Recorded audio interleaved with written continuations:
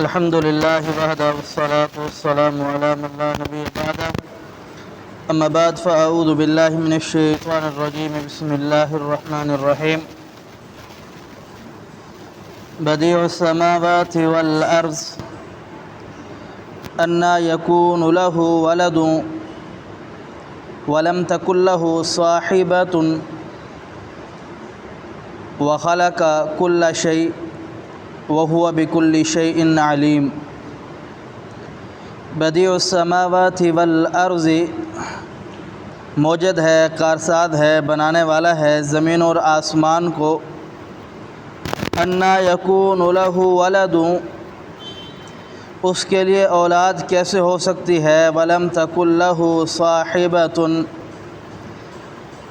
جبکہ اس کی بیوی ہی نہیں ہے۔ وخلق کل شیء، اور اس نے ہر چیز کو پیدا کیا۔ وہو بکل شیء علیم، اور وہ ہر چیز کو اچھی طرح جاننے والا ہے۔ بدیع السماوات والارض، عربی لغت کے اندر بدیع ایسی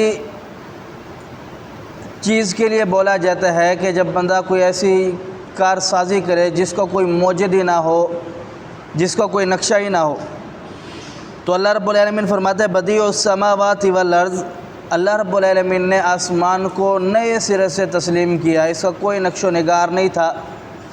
اللہ رب العالمین نے اپنی حکمت اور اپنے علم کے ساتھ اس کو بنایا۔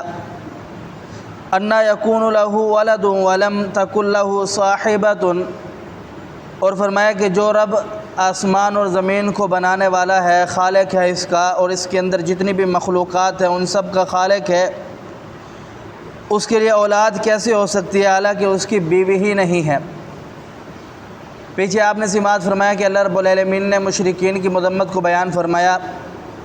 اب اللہ رب العالمین ان لوگوں کی مذمت کو بیان فرما رہا ہے کہ جو لوگ اللہ رب العالمین کے لیے اولاد بناتے ہیں۔ آپ نے سماعت فرمایا کہ جناب ابو موسیٰ الاشعری رضی اللہ تعالیٰ عنہ کی روایت ہے کہ رسول اکرم صلی اللہ علیہ وسلم نے فرمایا ابن آدم مجھے گالی دیتا ہے۔ صحابہ کرام نے کہا کہ اللہ کے رسول کون ایسا بدبخت ہوگا جو اللہ رب العالمین کو گالی کہے گا، اللہ رب العالمین کو برا بھلا کہے گا؟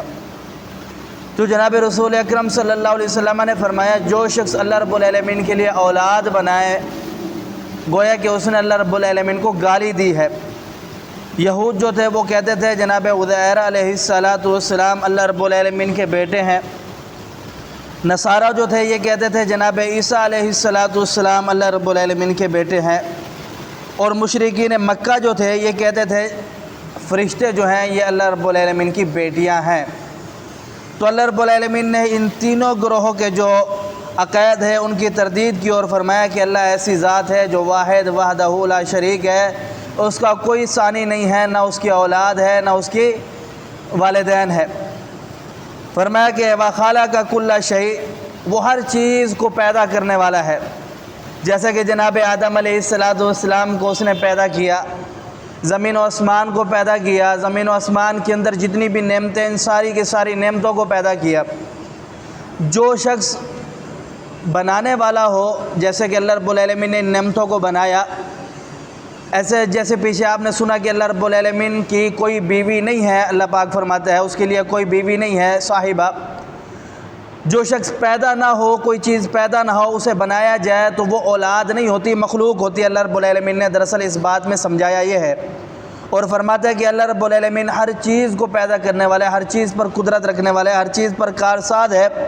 فرمایا کہ وہ ہوا بکل شیء علیم، جو تم کر رہے ہو ایسا نہ سمجھو کہ اللہ رب العالمین کو علم نہیں ہے، اللہ رب العالمین سب کچھ خوب جاننے والا ہے۔ ان قریب تم سے اس کے متعلق پوچھے گا اور تمہیں جزا اور سزا ہوگی۔